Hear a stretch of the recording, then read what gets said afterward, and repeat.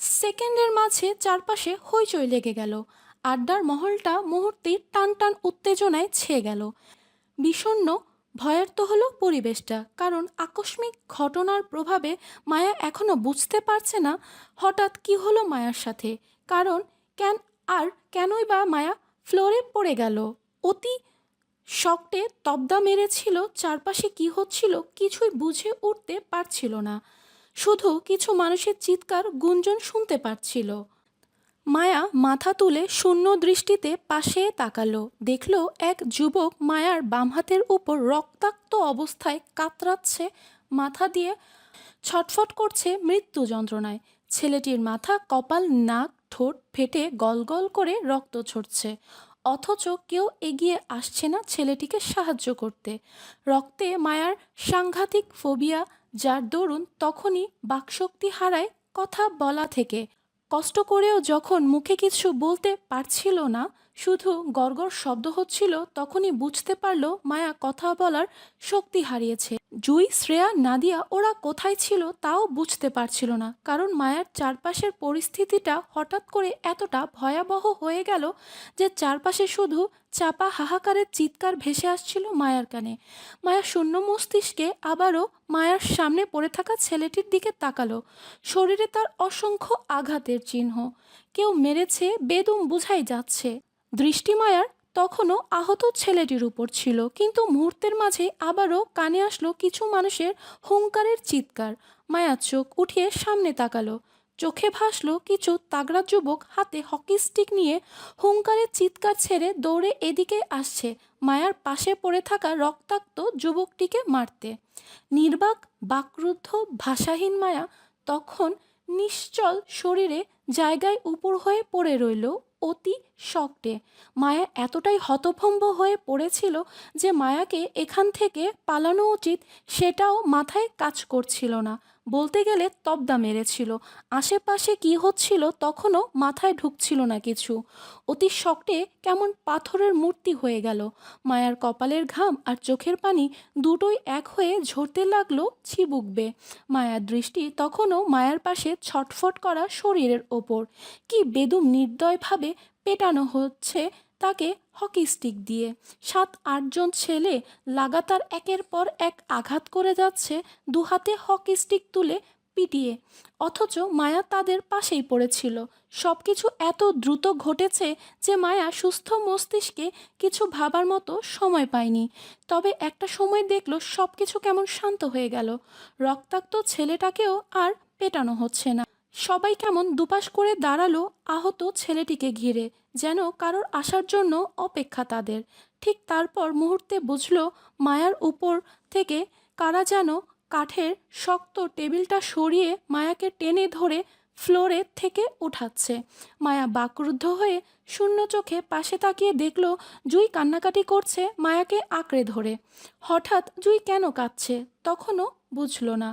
তবে মায়া দাঁড়ানোর শক্তি পাচ্ছিল না, হয়তো পায়ে আর কোমরে লোহার আর কাঠের সংমিশ্রিত টেবিল চেয়ারের বাড়ি খেয়েছে বলে তাই। এজন্য জুইয়ের সাথে সাথে মায়াকে আঁকড়ে ধরল শ্রেয়া আর নাদিয়াও। টেনশনে জুই বারবার কাঁদতে কাঁদতে শ্রেয়াকে কিছু একটা বলছিল। মায়া কথাগুলো শুনতে পারছিল কিন্তু বুঝতে পারছিল না। জুই বারবার বলছিল, শ্রেয়া, এখান থেকে ওকে বের করতে হবে।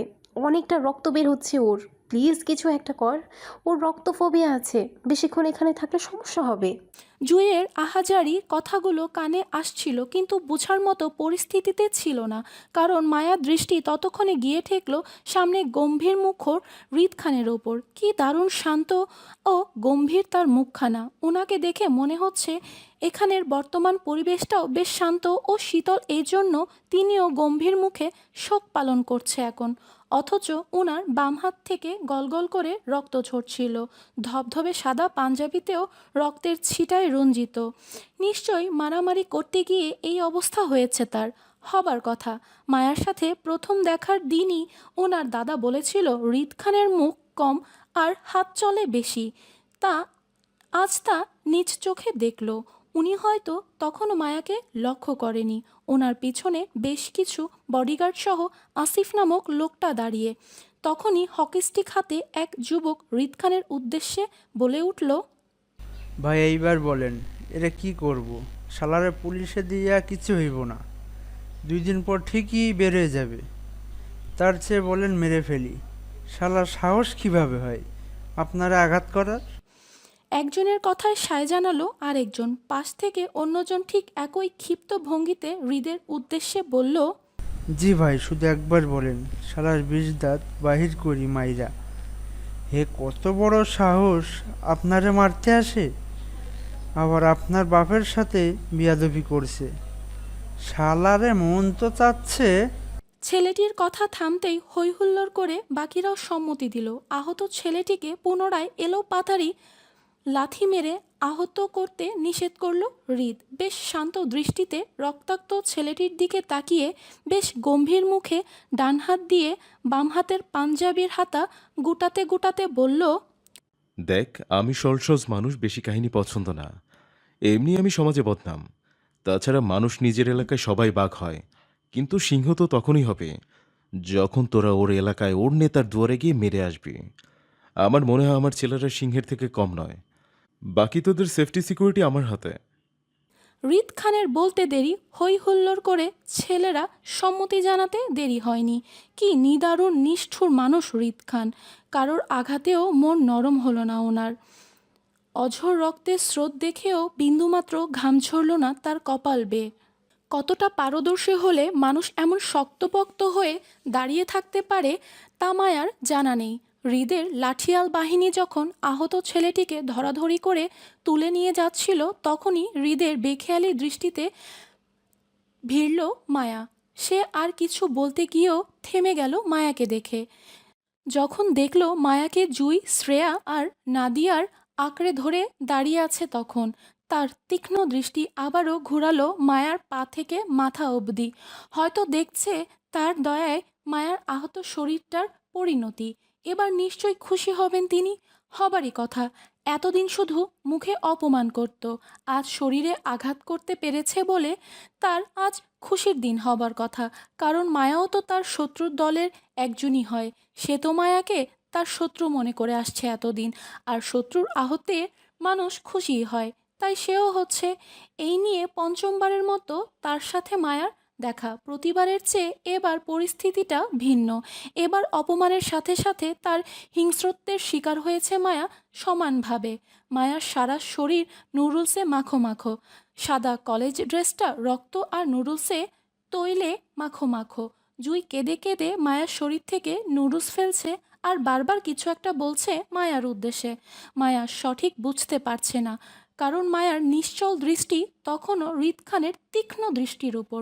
উনি মায়ার চেহারায় এত কি দেখছে বুঝল না। তবে জুই হঠাৎ করে মায়ার কপালে কিছু একটা চেপে ধরতেই তীব্র ব্যথা অনুভব করলো মায়া সেখানে। ধ্যান ভাঙল মায়ার, মস্তিষ্ক সচল হলো। কপালে আলতো হাত বুলিয়ে হাত চোখের সামনে ধরল। ধরতেই বুঝল কপাল কেটে যাওয়াতে এমন বিলাপ করে কাঁদছে জুই। কিন্তু হঠাৎ করে মায়ের কপালটা কাটলো কিভাবে? ভাসা ভাসা চোখে নিচে তাকিয়ে দেখল মায়ের হাতের কাটা চামচটা রক্ত লেগে ফ্লোরে পড়ে আছে। বুঝতে পারল তখন উল্টে পড়ে যাওয়াতে সেটা দিয়েই হয়তো কপাল কেটেছে মায়ার।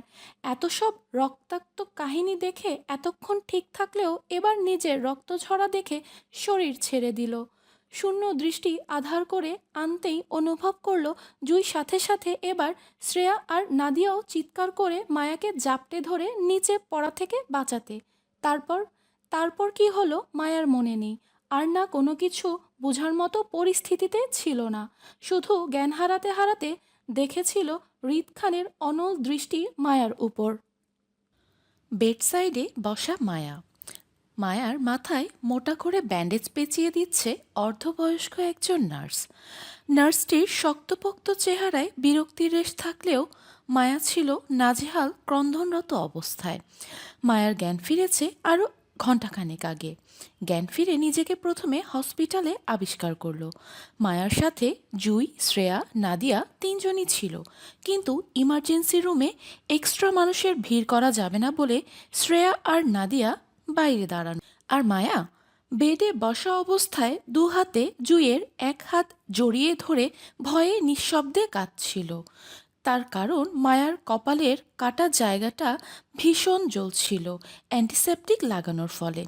থমথমে পরিবেশে মায়ার নাক টানার শব্দ ছাড়া কেবিন জুড়ে আর দ্বিতীয় কোনো শব্দ নেই। দুপুরের সেই অনাকাঙ্ক্ষিত ঘটনার পর যখন হুঁশে ফিরল মায়া,